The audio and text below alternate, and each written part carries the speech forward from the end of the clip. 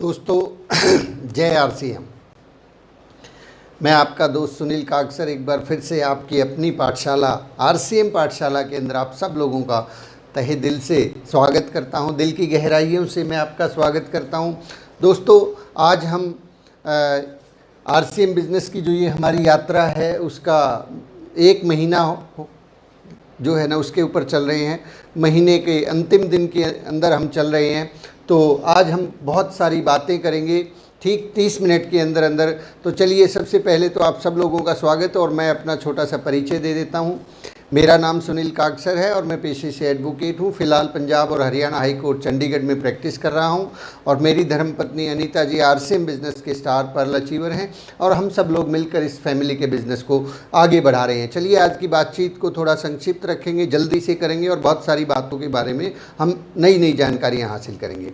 देखिए, जैसे ही आप अपना बिज़नेस शुरू करते हैं, आपने इस बिज़नेस को अभी शुरू किया है, एक महीना पहले शुरू किया है या एक साल पहले शुरू किया है, तो जैसे ही आप अपना बिज़नेस शुरू करते हैं, उस बिज़नेस के शुरू करते ही आपको एक संतुलन के टेक्निक को सीखना चाहिए। संतुलन अगर हम बनाना सीख जाएं, बैलेंस बनाना सीख जाएं, तो ज़िंदगी में बहुत बड़ा परिवर्तन आ सकता है। एक बार की एक कहानी है, एक व्यक्ति जो है महात्मा बुद्ध को देखकर उसने सब कुछ, जीवन का सब कुछ त्याग दिया और उसने जो है रास्ता चुना, कांटों के ऊपर चलना शुरू कर दिया। उसने बिल्कुल वो सीधे साधे रास्ते पर चलता ही नहीं था। जहाँ जहाँ कांटे होते, उबड़ खाबड़ रास्ता होता, पथरीला रास्ता होता, उसके ऊपर उसने चलना शुरू कर दिया। तो बहुत लंबे समय बीत जाने के बाद भी उसको कोई फ़ायदा नहीं हो रहा था। तो वो महात्मा बुद्ध के पास गया और उसने उनसे पूछा कि मैंने तो जीवन के सभी सुखों का त्याग कर दिया है, मैं तो बिल्कुल कष्टकारी जीवन जी रहा हूँ,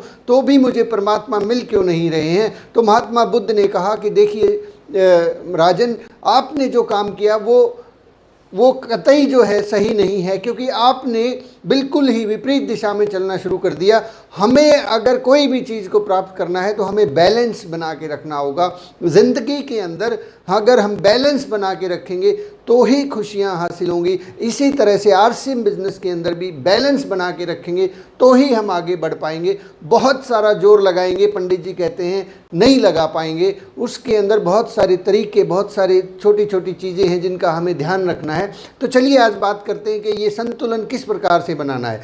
आप जब इस बिज़नेस को शुरू करते हैं तो आप इस तरीके से इस बात को समझें।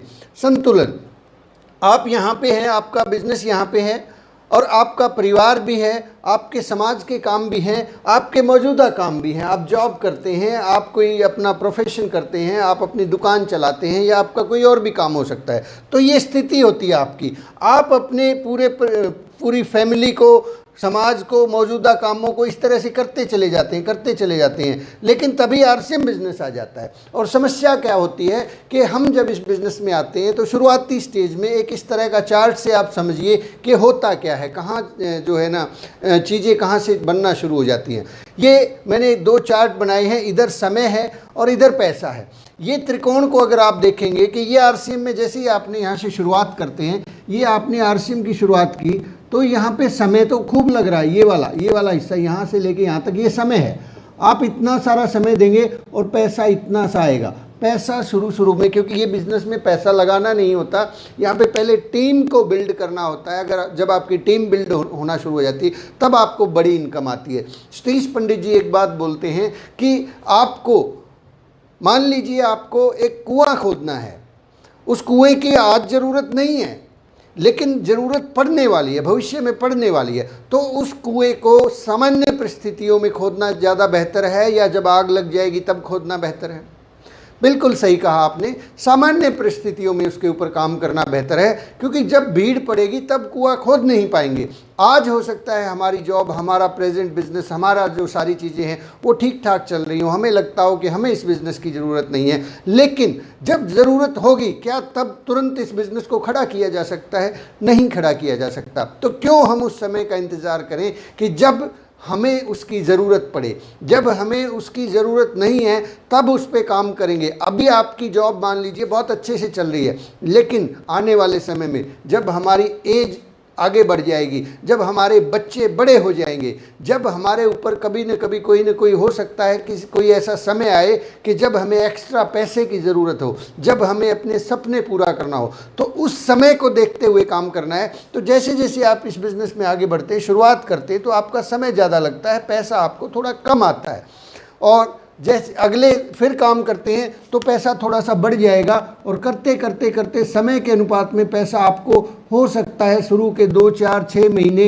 1 साल तक या 2 साल तक आपको ये लगे कि मैं जितना समय लगा रहा हूँ, मैंने जितना खर्च इस बिज़नेस में कर दिया है, मैं सेमिनार में जाता हूँ, मैं टिकट्स लेता हूँ, मैं बड़े बड़े प्रोग्राम्स को ऑर्गेनाइज करवाता हूँ, वहाँ पे मेरा खर्चा हो जाता है, मैं 4-6 लोगों को लेके जाता हूँ, मुझे किताबें खरीदनी पड़ती हैं, मुझे जो है ना प्रोडक्ट्स भी परचेज करना होता है, मुझे दूर दूर जाके यात्राएं करनी होती है अपनी टीम को संभालने के लिए, गाड़ी का पेट्रोल भी लगता है, डीजल भी लगता है, बाइक का तेल लगता है, टिकटें लगती हैं। तो आपको लगेगा कि जितना समय मैं लगा रहा हूँ उसके अनुरूप पैसा नहीं आ रहा है। ये हो सकता है 6 महीने तक भी चले, या अगर आप थोड़ा पार्ट टाइम कर रहे हैं, बहुत कम समय दे रहे हैं, तो ये समय और थोड़ा सा लंबा हो सकता है। लेकिन जैसे जैसे आप बढ़ते चले जाएंगे, जैसे जैसे आप दूसरे, तीसरे, चौथे वर्ष में प्रवेश करते चले जाएंगे, ये समय आपका कम लगेगा और पैसा बढ़ना शुरू हो जाएगा। ये देखिए, इस ग्राफ से आप क्लियरली समझ सकते हैं कि जैसे जैसे आप बढ़ते चले जा रहे हैं, इसके अंदर समय इन्वेस्ट करते चले जा रहे हैं, ये आपका पैसा बढ़ता चला जा रहा है, पैसा बढ़ता चला जा रहा है, पैसा बढ़ता ही चला जा रहा है, पैसा बढ़ता ही चला जा रहा है। और करते करते एक समय वो भी आएगा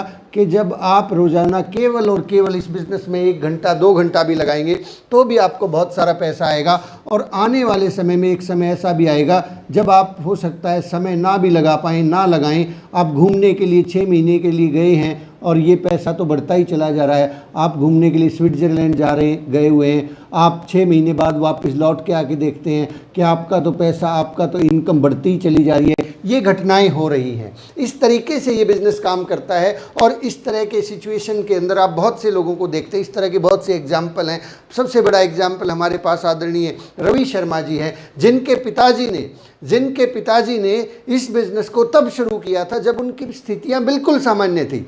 रवि ओपी शर्मा जी के फादर आदरणीय ओपी शर्मा जी, जो आज इस दुनिया में नहीं है, उन्होंने इस बिज़नेस को तब शुरू किया जब उनके पास लाल बत्ती वाली गाड़ी थी, जब वो ज्वाइंट डायरेक्टर जैसी पोजीशन के ऊपर काम करते थे, राजस्थान गवर्नमेंट के अंदर एक बड़े अधिकारी के रूप में काम करते थे। और लोगों ने, जब उन्होंने शुरू किया, लोगों ने कहा कि इतना पैसा क्या करोगे इस पैसे का शर्मा जी, आप अब कपड़ा भी बेचना शुरू कर दिया आपने, अब फेरी लगाने का काम क्यों कर रहे हो, ऐसा वैसा बहुत सी चीज़ें बोली। समय भी नहीं था उनके पास, क्योंकि वो एक बड़े लेवल के ऑफिसर थे, तो उनको अपने उसके अंदर, कार्य के अंदर बहुत सारा समय लगाना पड़ता था।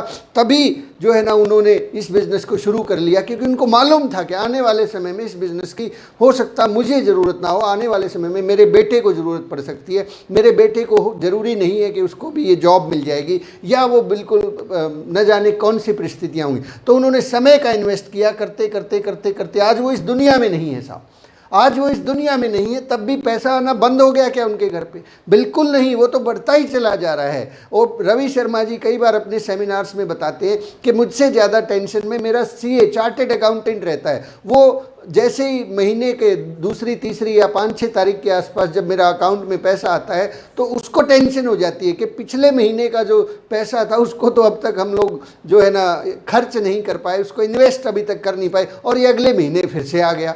मतलब उन लोगों के पास, अभी कोठारी जी की बात देखिए, अभी दिनेश चौधरी जी को देखिए, अभी आप वत्स साहब को देखिए, अभी आप जो है रवि शर्मा जी को देखिए, ऐसे सैकड़ों एग्जाम्पल्स हैं जिनको गाड़ियाँ खरीदना ही जो है ना कंपलसरी है। वो, उनको गाड़ियाँ खरीदना मजबूरी है, उनको लेनी ही पड़ती है। तो माय डियर फ्रेंड्स, ये इस तरीके से काम करता है बिज़नेस। तो जब आप शुरू करेंगे तो बैलेंस हमें बनाना होगा। वो बैलेंस के बारे में हम बात करते हैं, और एक बहुत अच्छा और उदाहरण साथी बता रहे हैं कि ये चाइनीज़ बैम्बू की तरह काम करता है। यस, डेफिनेटली चाइनीज़ बैम्बू क्या होता है? चाइनीज़ बैम्बू की एक खासियत होती है, वो बांस का पेड़, चाइनीज़ बैम्बू, उसको जब लगाया जाता है तो वो कुछ समय तक वो बढ़ता ही नहीं है। वो जितना है ऐसे लगता है उतना ही है, 2 दिन 4 दिन 6 दिन बाद, हफ्ते 10 दिन बाद देखेंगे तो लगेगा कि वो उतना सही है, लेकिन कमाल की बात क्या है, वो ऊपर नहीं बढ़ रहा होता, उस वक्त वो नीचे बढ़ रहा होता है। वो नीचे गहराई के अंदर नीचे नीचे नीचे बढ़ता चला जाता है और अचानक से एक समय ऐसा आता है वो ऊपर की तरफ बहुत तेज़ी से ग्रोथ करना शुरू कर देता है। और कहते हैं कि इतनी तेज़ी से ग्रोथ करता है कि उसकी ग्रोथ की आवाज़ सुनाई देती है, उसके चटकने की आवाज़ सुनाई देती है। ठीक इसी तरह से जब आप इस बिज़नेस को शुरू करेंगे, ये चाइनीज़ बैम्बू की तरह से होगा। आप इसमें बहुत सारा समय लगा रहे होंगे, आप इसके अंदर यात्राएं कर रहे होंगे, इसके अंदर ज़रूरी खर्चे, ज़रूरी इन्वेस्टमेंट कर रहे होंगे। लोग कहेंगे, आपकी फैमिली कहेगी कि ये क्या काम शुरू कर दिया, 2-2 4-4 6-6 घंटे इसमें लगाता है, संडे इसमें लगाता है, छुट्टियां इसमें लगाता है, पैसा कितना आता है। हर महीने आपसे ये सवाल पूछा जाएगा कि पैसा दिखाओ, कि पैसा कितना आया।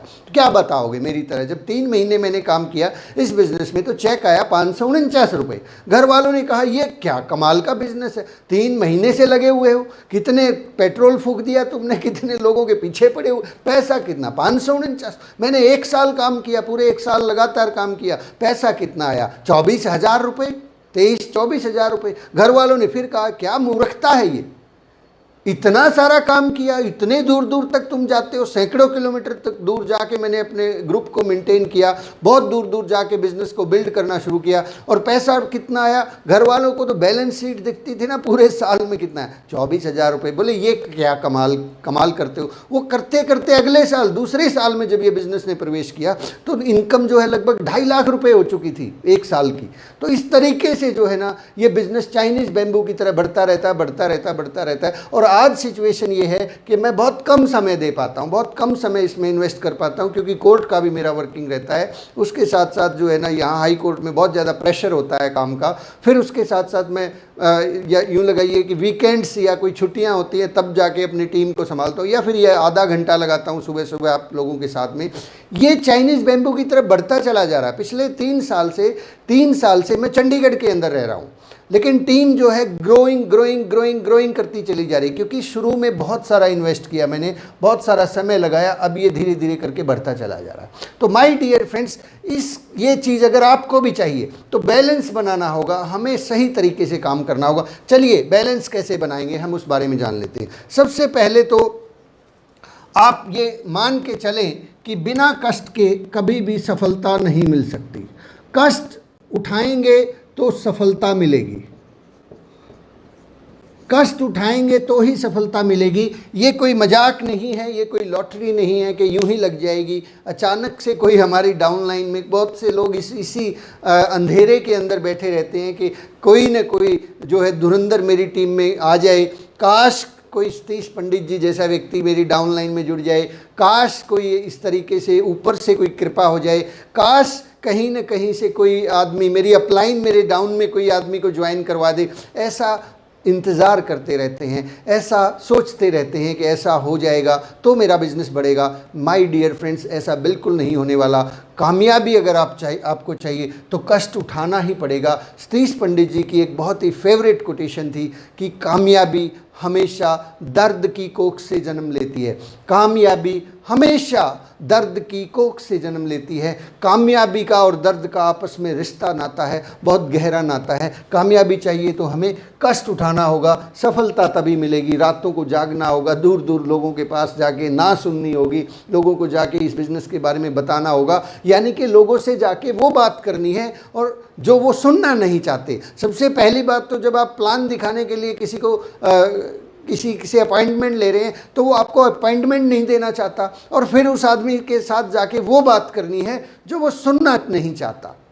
मतलब रोज़ाना शुरुआत के अंदर हो सकता है 6 महीने, साल भर, 2 साल भर आपको वो उस आदमी से मिलना है। इस बात को ध्यान रखिए, ये बात दिमाग में फीड कर लीजिए, लिख लीजिए।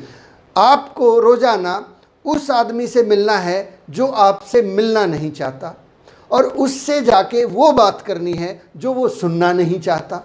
कितनी कमाल की बात है, लेकिन करना पड़ेगा सर, उसको करेंगे तभी कामयाबी मिलेगी। तो बैलेंस हमें रखना होगा। बैलेंस कैसे? सबसे पहले तो, क्योंकि देखिए जब आप आरसीएम में नहीं हैं उससे पहले आपकी स्थिति ये है, आप बहुत अच्छे से चीज़ों को मैनेज कर रहे हैं। ये आप हैं, आप थोड़ा सा समय अपने परिवार को भी दे रहे हैं, आप सामाजिक काम भी कर रहे हैं, शादी ब्याह के अंदर भी जा रहे हैं, रिश्तेदारों को भी संभाल रहे हैं। आपका मौजूदा जो काम है, आप अपनी जॉब भी कर रहे हैं और सारे के सारे काम आपको लगता है बिल्कुल ठीक ठाक चल रहे हैं। एक टाइम टेबल सा बन गया था आपका और आपको वो अच्छा लगने लगा था। लेकिन इसी दौरान कोई ना कोई भाई आके आपको आरसीएम बिजनेस ज्वाइन करवा गया, धक्के से ज्वाइन करवा गया, और अब आप परेशानी में हैं कि अब आप आरसीएम को कहाँ रखें, यहाँ जगह ही नहीं है। आपको क्या करना है, इस आरसीएम को यहाँ बिल्कुल सेंटर पॉइंट बना ले। शुरुआत के 2 साल तक कम से कम 2 साल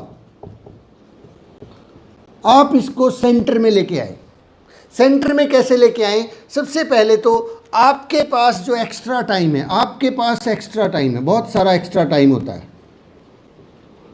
एक्स्ट्रा टाइम है जिस टाइम के दौरान आप टीवी देखते हैं, अखबार पढ़ते हैं, या सिनेमा जाते हैं, या घूमने जाते हैं, इस तरह की एक्टिविटी, या फिर गप्पे लड़ाते हैं अपने दोस्तों के साथ शाम को कहीं ना कहीं बैठ के, ये जो टाइम है ये आपको यहाँ इन्वेस्ट करना है। देखिए इन्वेस्टमेंट करना है, ये इन्वेस्टमेंट बहुत बड़ा रूप लेके आएगा। आपको अपना जो एक्स्ट्रा टाइम है वो इसके अंदर इन्वेस्ट करें।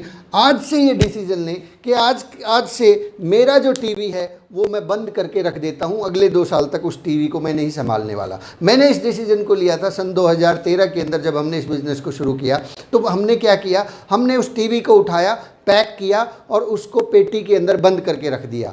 वो उसके बाद कभी खुला ही नहीं है। आप हैरान होंगे कि मेरे घर में आज भी टीवी नहीं है, टेलीविज़न है ही नहीं। लोग कहते हैं सर कैसे कमाल की बात है, टेलीविज़न ही नहीं है आपके घर पे। मैंने कहा यस है ही नहीं, क्या करें। बोले फिर काम कैसे चलता, खबरें कहाँ से पता चलती है। मैंने कहा तुम लोग बता तो देते हो। हाँ, मुझे मालूम है कि देश का प्रधानमंत्री कौन है, मुझे मालूम है दिल्ली में कौन है, मुझे मालूम है हरियाणा में किसकी सरकार है, मुझे मालूम है कि आज के समय में अभी हो क्या रहा है। क्योंकि ये जो चीज़ें हैं ये अक्सर एक दूसरे से शेयर होती रहती है, और इसके अलावा जो बाकी की इन्फॉर्मेशन है वो फिजूल है। मैं घंटों तक जो है ना, रात को 12 बजे तक, 1 बजे, 2 बजे तक रात को जो है टीवी के चैनल्स देखता रहता था, खबरें देखता रहता था, और मुझे ऐसा लगता था कि ये सारी समस्याएं जैसे मुझे ही सुलझानी है, जबकि उनके अंदर मेरा कोई रोल ही नहीं होता था। वो केवल और केवल मेरे दिमाग में टेंशन क्रिएट कर देती थी। आज भी बहुत से लोग जो है ना, ये जो अभी समय चल रहा है कोविड-19 का, इस कोविड-19 के बारे में इस मोबाइल फ़ोन के ऊपर बहुत सारी न्यूज़ को शेयर करते रहते हैं, बहुत सारे आइटम्स जो है देखते ही रहते हैं। मैं आपको बताता हूँ, मुझे अभी ध्यान नहीं कि मुझे कितने दिन हो गए हैं कि मैंने इसके बारे में कोई न्यूज़ सर्च की। मैंने मोबाइल के अंदर या टीवी तो है ही नहीं साहब। दूसरी चीज़ मैंने क्या किया, मैंने अखबार, मेरे पास 3 अखबार आते थे। इंग्लिश का अखबार आता था, हिंदी का अखबार आता था, और फिर हमारी लाइब्रेरी होती थी कोर्ट में, वहाँ पे 6-7 अखबार आते थे। मैं वो सारे के सारे अखबार घर में थे, वो सभी पढ़ता था। मतलब सुबह उठ के अगर अखबार ना पढ़े तो खाना अच्छा नहीं लगता था। सुबह उठ के 2-2.5 घंटे तक, जब तक पूरे अखबार को ऊपर से लेके नीचे तक, वो कहते हैं ना, चाट नहीं जाते थे, तसल्ली नहीं होती थी, विज्ञापन भी देखते थे। मतलब लोगों ने क्या, कौन खो गया और कौन पा गया, पाकिस्तान में क्या चल रहा है, सचिन ने क्या किया, ये सारी चीज़ें जैसे मेरे लिए ही बनी थी, मेरी दुनिया बन गई। तो इस समय को इन्वेस्ट करें साहब, एक्स्ट्रा टाइम आप यहाँ पे लगाएं। दूसरी बात, आपके पास एक्स्ट्रा पैसा भी है, एक्स्ट्रा पैसा भी है। एक्स्ट्रा पैसा क्या है? जो अखबार पे लगता था, जो आपका टीवी पे जाता था, जो आप इधर उधर जो है दोस्तों के साथ लगाते थे, घूमने जाते थे, कुछ भी ऐसी एक्टिविटी करते थे, वो सारा यहाँ इन्वेस्ट करें। इन्वेस्ट कैसे होगा? क्योंकि ये एक बिज़नेस है, यहाँ वैसे पूंजी नहीं लगानी होती, लेकिन जब आप लोगों से मिलने के लिए जाएंगे, सेमिनार में जाएंगे, छोटे छोटे खर्चे आपके होंगे। क्योंकि कोई भी बिज़नेस हो, उस बिज़नेस में इन्वेस्टमेंट के बाद जो है रनिंग कॉस्ट भी लगती है। रनिंग कॉस्ट, हर बिजनेस में इन्वेस्टमेंट होता है। आप कोई मान लीजिए, एक बड़ा सिंपल सा सिद्धांत है, अगर महीने का 1 लाख रुपए कमाना चाहते हैं तो कम से कम आपको 15 से 20 लाख रुपए का इन्वेस्टमेंट करना पड़ेगा। आरसीएम बिजनेस में खास बात क्या है कि यहाँ पे भी आप 1 लाख रुपए कमा सकते हैं, लेकिन यहाँ पे इन्वेस्टमेंट जो है ज़ीरो है। लेकिन इस बिजनेस के अंदर भी 15 से 20 लाख लगाने के बाद भी आपको रनिंग कॉस्ट लगाना पड़ता है। रनिंग कॉस्ट, भाई फैक्ट्री आपने लगाई है तो आपके घर के बगल में थोड़ा ही ना होगी, वो हो सकता है 10 किलोमीटर दूर हो, 20 किलोमीटर दूर हो। वहाँ जाने के लिए आपको गाड़ी भी चाहिए हो सकती है, आपका मोटरसाइकिल है, ये खर्चे तो रहेंगे ना साहब। तो इसी तरीके से आरसीएम बिजनेस में भी इन्वेस्टमेंट नहीं है, इन्वेस्टमेंट ज़ीरो है, लेकिन यहाँ पे भी जो खर्चे हैं, रनिंग कॉस्ट है, ये तो यहाँ पे भी रहेगी।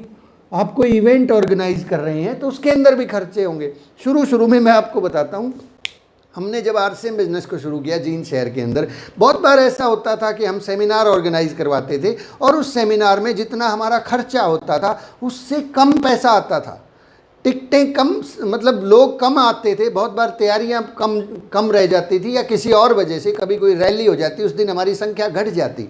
तो जितना पैसा हम लोगों ने उस हॉल के ऊपर खर्च किया था, साउंड के ऊपर खर्च किया था और बहुत सारी चीज़ें थी, उससे आधा पैसा ही आता, तो आधा पैसा जेब से चला जाता। लेकिन ये इन्वेस्टमेंट थी, मुझे मालूम था कि मैं इन्वेस्टमेंट करता चला जाऊँगा, ये पैसा जो है धीरे धीरे बढ़ता चला जाएगा। आज कोई इन्वेस्टमेंट हो ही नहीं रहा है, आज सारा काम ऑनलाइन हो रहा है, यूट्यूब से हो रहा है। तो माय डियर फ्रेंड्स, आप एक्स्ट्रा टाइम और एक्स्ट्रा मनी इसमें लगाएं, बैलेंस बनाएं। फिर आपका जो परिवार है, अपने परिवार को बता दें कि अगले मैंने ये काम शुरू किया है, उनको विज़न दें कि ये काम के अंदर 2 से 5 साल के अंदर अंदर हम लोग फाइनेंशियल फ्रीडम हासिल कर लेंगे, फाइनेंशियल फ्रीडम। और फिर जब आपका जैसा दिल करे वैसे मुझे कहना, जहां आप घूमना चाहते हैं मैं वहां सब जगह घुमा के लेके आऊँगा, लेकिन अभी अगले 2 से 5 साल तक मुझे थोड़ा सा समय दें। अब अगले 2 से 5 साल तक हम लोग ना तो कहीं घूमने जाएंगे, हम लोग ना कहीं इस तरह की, जो पहले संडे को हम लोग बैठ के पिकनिक मनाते थे, हम सैटरडे को जाके पिकनिक मनाते थे, हम शाम को जाके दोस्तों के साथ आपके किसी मिलने वाले के पास हम लोग जाते थे, चाय पे जाते थे, कभी डिनर, ऐसी सारी चीज़ों को पोस्टपोन करें 2 साल के लिए, 2 साल के लिए पोस्टपोन करें। जैसे कि घर में और बहुत सारे काम होते हैं आपके फैमिली के अंदर, जैसे अभी श्रावण का महीना है, कुछ लोगों को कोथली देने के लिए जाना पड़ा होगा, आगे बहुत सारे त्यौहार आएंगे, उन त्योहारों को पोस्टपोन करें या किसी को डेलीगेट करें। ये जो काम आपके जिम्मे होते थे, उन कामों को अपने पिताजी को डेलीगेट कर सकते हैं, अपने भैया को डेलीगेट कर सकते हैं, अपनी सिस्टर को डेलीगेट कर सकते हैं। इन कामों को अगले 2 साल तक, ये सारी एक्टिविटीज़, ससुराल में जाना है तो बस 2 घंटे के अंदर वापस लौट के आ जाएं, 2-2 3-3 दिन लगाने की ज़रूरत नहीं है। तो इस तरीके से उन कामों को डेलीगेट करें, या जा भी रही हैं तो भी बिजनेस के सिलसिले में ज़रूर जाए। आगे आपका सोशल वर्क आता है, सामाजिक काम। सामाजिक कामों में बहुत सारे काम होते हैं, आपके पास बहुत सारी एक्टिविटीज़ होती है। कहीं किसी की फिर शादी आ जाती है, कोई पॉलिटिकल फंक्शन आ जाता है, कोई अभी जैसे चुनाव आ जाते हैं, या फिर कोई न कोई और ऑर्गेनाइजेशन के साथ आप जुड़े हुए हैं तो उनके कोई कार्यक्रम आ जाते हैं। ऐसी बहुत सारी एक्टिविटीज़ होती है जो आपको सीमित करनी है, सीमित छोड़ नहीं सकते साहब, ये छोड़ा नहीं जा सकता। सोशल प्राणी है और हमारा बिजनेस समाज से जुड़ा हुआ है, हमें उसको सीमित करना है। कोई ऐसी जिम्मेवारी यदि आपके पास आई हुई है जिस जिम्मेवारी की वजह से आपका बहुत सारा समय कंज्यूम हो रहा है उस ऑर्गेनाइजेशन में, तो उसको सीमित कर दें। वहाँ पे रिक्वेस्ट करें कि मैंने अपनी फैमिली की सेफ्टी के लिए, सुरक्षा के लिए एक काम शुरू किया है और मैं माफ़ी चाहता हूँ, मैं अगले 2 से 3 साल तक मैं अपनी फैमिली की सेफ्टी के लिए काम कर रहा हूँ। उसके बाद आप जितनी बड़ी जिम्मेवारी कहेंगे मैं उतनी बड़ी जिम्मेवारी लेने को तैयार हूँ। तो वहाँ पे सीमित करें अपने आप को। अगर वहाँ पे आपका समय लग रहा है, सप्ताह के अंदर आपको 15 से 25 घंटे लगाना पड़ रहा है, तो वहाँ पे आप 2 से 4 घंटे में काम चलाएं। वो उन कामों को भी, वहाँ पे भी आपको, उस संगठन में भी आपको ऐसे बहुत से लोग मिल जाएंगे जो उस काम को लेना पसंद करेंगे, उस कामों को डेलीगेट कर सकते हैं। तो ये देखिए, ये बैलेंस की बात है, ये हमें बनाना होगा। अगर हम बनाएंगे तो तरक्की पाएंगे। चलिए आगे बात करते हैं। मौजूदा काम, आपका जो प्रेजेंट काम है, आप किसी जॉब को करते हैं, आप जो है अपना खुद का बिजनेस करते हैं या दुकान करते हैं, जो भी काम आप करते हैं उसके साथ में भी आपको बैलेंस बनाना पड़ेगा। एग्जाम्पल के तौर पे मैं वकालत करता हूँ और जब मैंने इस काम को शुरू किया तब मैं इस काम में पूरा दिन भी लगाता था, शाम भी लगाता था। तो मैंने क्या किया, मैंने अपने सभी कामों को जो मैं इवनिंग में करता था, शाम को 5 बजे से लेकर रात को 9-10 बजे तक जो मैं केस तैयार करता था, फाइल्स तैयार करता था, अगले दिन की तैयारियां करता था, पहला काम तो उन सारे कामों को मैंने दिन में करना शुरू कर दिया। कोर्ट टाइमिंग में मेरे पास ऐसा बहुत सा समय होता था जिस टाइम पे अभी केस की आवाज़ नहीं है, तो उस वक्त मैं अपने केस तैयार कर लिया करता था। दूसरा काम, उसी दौरान मैंने क्या किया, मैंने अपने क्लर्क को बुलाया और उसको कहा कि अभी जो है जितने भी केसेस हैं उनकी मुझे लिस्ट दो, अगले 6 महीने की तो लिस्ट मुझे डायरी के अंदर, मेरी डायरी में थी। मैंने उस लिस्ट के अकॉर्डिंगली देखा कि कौन कौन से केसेस थे जो बहुत इंपॉर्टेंट थे। उन केसेस को मैंने खुद अपनी अलग से डायरी में लिख लिया, और बहुत से केस ऐसे थे जो मेरे बिना भी हो सकते थे, जिनमें केवल डेट्स लगनी थी। वो सारे केस मैंने अपने क्लर्क को बताए, नोट करवाए कि इन केसेस में मेरी ज़रूरत नहीं है। और फिर मेरे साथ में एक जूनियर काम करते थे, मेरे साथी काम करते थे, जिन कामों को वो कर सकते थे, मैंने उन कामों को उन्हें डेलीगेट किया। तो ये बात सिंपल सी है, बहुत सरल है। हमें मैनेजमेंट करना होता है चीज़ों को। अगर आप मैनेज करेंगे, ऐसे ही आपकी जॉब के अंदर, आपके दुकानदारी के बिजनेस के अंदर, आप कोई दुकान करते हैं मान लीजिए, और आपको लगता है कि आप समय नहीं लगा सकते, आपके पास तो समय ही नहीं है, तो उसके अंदर भी आप एक चीज़ कर सकते हैं। आप वहाँ पे कोई अलग से कोई एक व्यक्ति रख सकते हैं, 2-3 घंटे के लिए पार्ट टाइम के तौर पे किसी आदमी को रखा जा सकता है। या आपकी फैमिली में आपकी पत्नी को, आपके बेटे को, उनको रिक्वेस्ट करें कि मैं शाम को रोज़ाना 2 से 3 घंटे आरसीएम बिजनेस के लिए मुझे घर से बाहर जाना पड़ेगा, होम मीटिंग्स मुझे करनी होंगी, तो ये 3 घंटे मुझे आपकी हेल्प चाहिए। आप जो है 5 से लेकर 8 बजे तक इस काम को संभालिए, मैं 8 बजे के बाद आके इस काम को फिर से संभालूँ। तो you have to make this balance. तो इस तरीके से अगर हम बैलेंस बनाएंगे तो हमारा बिजनेस जो है बढ़ना शुरू हो जाएगा। तो ये आरसीएम को आप बीच में रखें। आप यहाँ से भी समय निकालें, सोसाइटी से, आप मौजूदा काम से समय निकालें यहाँ से, और इन कामों को जैसे जैसे आप थोड़ा थोड़ा सीमित करते चले जाएंगे, आपको यहाँ पे जो एक्स्ट्रा खर्चा आप अपने ऊपर कर रहे थे, आप फैमिली के ऊपर कर रहे थे, या सोशल एक्टिविटीज़ के अंदर कर रहे थे, ये आपका इन्वेस्टमेंट यहाँ होना शुरू हो जाएगा, और धीरे धीरे करके ये यहाँ से वापस लौट के आएगा। फिर आप 2 से 5 साल के बाद घूमने के लिए जाएं साहब, घूमने के लिए जाएं, 6 महीने के लिए घूमने के लिए जाएं। आज मुकेश कोठारी जी अगर 6 महीने छोड़ो 6 साल के लिए घूमने चला जाए तो उनका इनकम बंद हो जाएगा क्या? अरे बंद नहीं होगा, बढ़ जाएगा, बहुत खतरनाक रूप से बढ़ जाएगा। आप सोशल एक्टिविटी करना चाहते हैं, आज उस सोशल एक्टिविटी को भाग दौड़ की वजह से बैलेंस नहीं है, उसको समय ही नहीं दे पा रहे हैं। आप 2 से 5 साल के अंदर इस बिज़नेस को बिल्ड करें। आप जो है महंत बनना चाहते हैं, बाबा जी बनना चाहते हैं, 5 साल बाद आप बाबा जी बन जाएं, कोई रोकने वाला नहीं है। 24 घंटे भक्ति करें, कोई नहीं रोकने वाला। आप मौजूदा काम से परेशान हैं, क्योंकि ऐसा बहुत कम लोग होते हैं जो कि अभी जो प्रेजेंट काम है उससे खुश हों। दुनिया की जो है ना, एक डाटा ये बताता है कि 70% से ज़्यादा लोग जो है अपनी नौकरी से, अपने प्रेजेंट बिजनेस से खुश नहीं है। और जब हम खुश ही नहीं हैं, उसको भी धक्के से किए जा रहे हैं, उससे अगर आप पीछा छुड़वाना चाहते हैं 2 से 5 साल इसमें लगाइए, आपको उससे पीछा छूट जाएगा। तो माय डियर फ्रेंड्स, ये बैलेंस है। और एक कोटेशन मैं आप लोगों से शेयर करता हूँ, इसको हम लोग थोड़ा सा हटा देते हैं, उसको लिखने की ज़रूरत पड़ेगी। संतुलन। अगर आप इस बिज़नेस में देखिए, ये दीपक बजाज जी की एक बहुत ज़बरदस्त कोटेशन है। अगर आपके लिए यह महत्वपूर्ण है, इसको लिख लीजिए, अगर आपके लिए आरसीएम महत्वपूर्ण है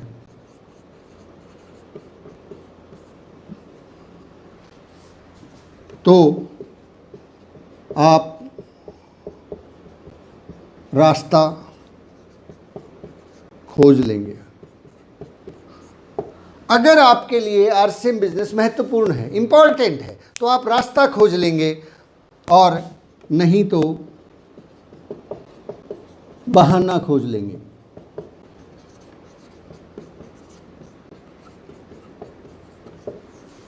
ये है इस बिजनेस का टोटल ज्ञान। अगर आपके लिए आरसीएम बिजनेस महत्वपूर्ण है तो आप रास्ता खोज लेंगे, अगर महत्वपूर्ण नहीं है तो बहाना खोज लेंगे। और बहाना कैसा भी हो, सतीश पंडित जी कहते थे, बहाना 100% काम करता है, हमेशा काम करता है, बहाना चाहे जैसा भी हो। एक जो है ना उदाहरण मैं आपको सतीश पंडित जी ने दिया था, वो आपको शेयर करता हूँ। एक बार एक व्यक्ति अपने पड़ोसी के पास जो है लॉन मूवर, घास काटने की मशीन मांगने के लिए गया। तो मशीन मांगने के लिए गया तो उस व्यक्ति ने कहा कि भाई मेरी पत्नी तो जो है खाना बना रही है। तो जो पड़ोसी मांगने के लिए गया था उसने कहा कि घास काटने की मशीन का आपकी पत्नी के खाना बनाने के साथ क्या संबंध है? तो वो आदमी कहता है, देख भाई, जब मैंने देना ही नहीं है तो बहाना जो मर्जी भी लगाऊं, क्या फ़र्क पड़ता है? तो यदि हमें आरसीएम बिजनेस बाई चांस किसी को करना ही नहीं है तो जो मर्जी बहाना चुन ले, वो काम करेगा। लेकिन कोई ना कोई ऐसा बहाना चुनें जिससे आपको पता लगे कि ये आपके लिए महत्वपूर्ण है। अगर जिस दिन आपको ये पता लग जाएगा कि ये आपके लिए महत्वपूर्ण है तो आप रास्ता खोज लेंगे, कोई फ़र्क नहीं पड़ता आप छोटे हैं, लंबे हैं, बोलना नहीं आता है। क्योंकि दशरथ मांझी के पास भी जो है ना जेसीबी नहीं थी, उनके पास भी इक्विपमेंट नहीं थे, हथियार नहीं थे, फौज नहीं थी, कुछ भी नहीं था, तो भी दशरथ मांझी ने उस पहाड़ को तोड़ दिया साहब। तो उनके पास क्या था, उनके लिए महत्वपूर्ण था ये काम। तो अगर हमारे लिए आरसीएम महत्वपूर्ण है तो सारी चीज़ें आसान है, नहीं तो बहाना कोई भी चलेगा। तो दोस्तों आज की बातचीत को हम यहीं विराम देते हैं। कल फिर से मिलते हैं। कल से हम लोग जो है 8 जो हमारे कार्डिनल रूल्स हैं उनके ऊपर बातचीत शुरू करेंगे। कार्डिनल रूल्स जो है बहुत ही महत्वपूर्ण हैं, आरसीएम बिजनेस की धुरी हैं। तो आज की बातचीत अगर आपको अच्छी लगी हो, पसंद आई हो तो इसको शेयर कर दीजिएगा, चैनल को लाइक और सब्सक्राइब कर लीजिएगा। और बहुत से लोगों के जीवन के अंदर आपके माध्यम से ये बिज़नेस बहुत से लोगों के जीवन को बदल सकता है। इस बात को ध्यान में रखते हुए भी आप इस बिज़नेस को आगे बढ़ा सकते हैं। Thank you very much. जय आरसीएम। कल सुबह फिर से मिलते हैं। आप सब लोगों का बहुत बहुत शुक्रिया।